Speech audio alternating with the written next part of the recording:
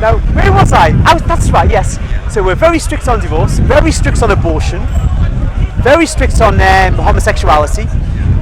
You'll see stuff in the news, this or that Catholic, this or that priest saying all kinds of stuff that's contrary to the faith, but the faith itself is strictest thing on earth. You know, we don't allow much. So the way is narrow. Yes, it's true. And if you're a Catholic, it's the narrowest. If you were a Protestant, you could divorce your wife and get another wife if it doesn't work out. Now, isn't that good? Because say I got married and me and the missus aren't getting on. Well, I can't go and divorce her and get another spouse. So I've got to, live without a happy marriage for the rest of my life. Now, the Protestants don't like this, and they say, well, you've got to be reasonable. You've got to allow some divorce. Because, people are people. But in Jesus' day, people were people. They all knew difficult marriages. Jesus knew difficult marriages. But this idea, you must carry your cross. St. Alphonsus Liguori, who's a doctor of our church, I think he was, was it Naples? Anyway, I don't remember now. He said somebody came to him saying his marriage was hopeless. He was extremely unhappy. He said, marriage is a cross. It's a cross. Don't attempt to get down from it. That's a great advert for marriage, isn't it? Great advert for marriage. Become a priest, my gosh. But you see, in Catholicism, taking up your cross is a serious matter. You can't dodge it. It says here suffering is a remedy for sin. Okay. This idea in Catholicism, very much about suffering as a redemptive thing. It's not about, the health and wealth gospel. That could never take hold in the Catholic Church. The Protestants in America love it, but it can never get anywhere with us. Because we know it's baloney, we sense it's baloney. But it's because deeply, deeply rooted for 2,000 years in us is that suffering is the royal road of the cross. And if Christ took it, we worms can't evade it, and we shouldn't try to evade it. Yeah, but here's the thing though, is that even like the Sabbath church that I go to, so they don't, some it depends, but the more serious ones will not believe in divorce and remarriage either. But then also, they keep the Sabbath day as well, so that's a step up. You keep a Saturday, but we keep a Sunday. So it's not really harder because you're keeping a different day than we're keeping. Yeah, but then don't Catholics are they able to go shopping? I never shop on Sunday. Yeah. Now it's true you can go. I've got a book which actually really describes, it's from 1962, describes the things you can and can't do on the Christian Sabbath that we regard as Sunday. Yeah. Not getting all kinds of stuff.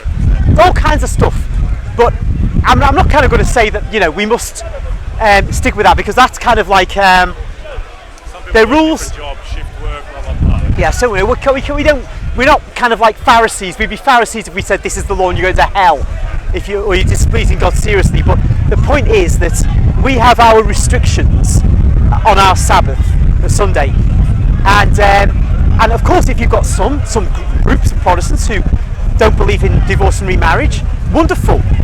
I applaud these things, but you remember the Catholic Church is a massive church worldwide. There are no worldwide Protestant groups that I'm aware of that are as strict as we are. What about birth control? Do any of these groups, these Protestant groups, say in marriage you can't use artificial birth control?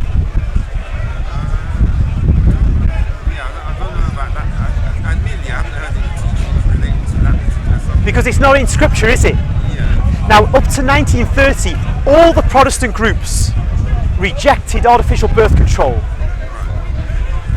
And then in 1930, the Anglicans at the Lambeth Conference said it's okay for married couples. Oh, are you talking about when they actually has surgery?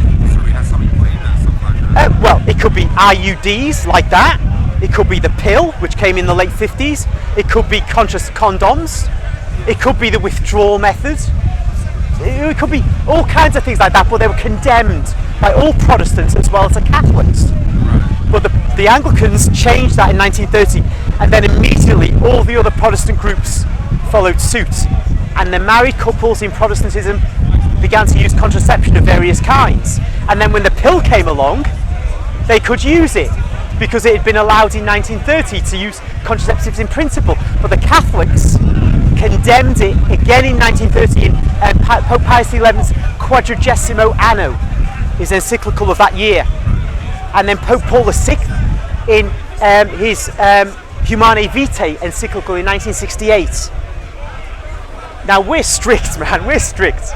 Even married couples are limited in what they can do.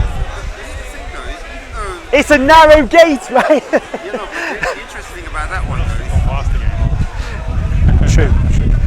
that things you're saying, I know that the couples that I know in church, as far as I know, they do practice those things, because I don't hear them saying anything to the opposite. But Right. as far as I know, it hasn't been like spoken as a doctrine of the church. But I do know that people themselves want to actually do things that way. This is brilliant. It's just that we need I think that the Protestant churches need to make it doctrine. They need to affirm as leaders, artificial birth control is sinful.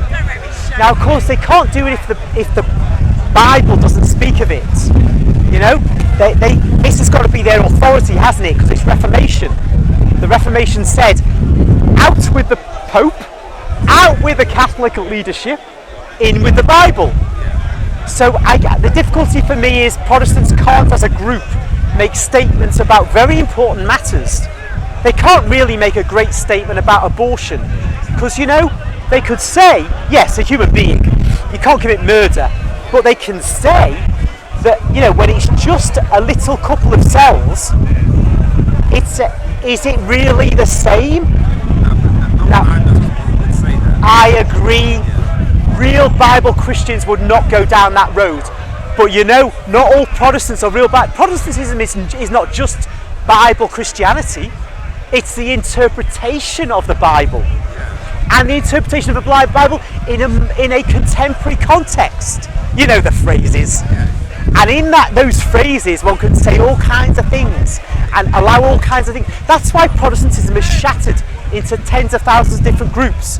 It's not the fault of the sincere Protestants. It's just the dynamic that's set up by the Reformation. It's unavoidable.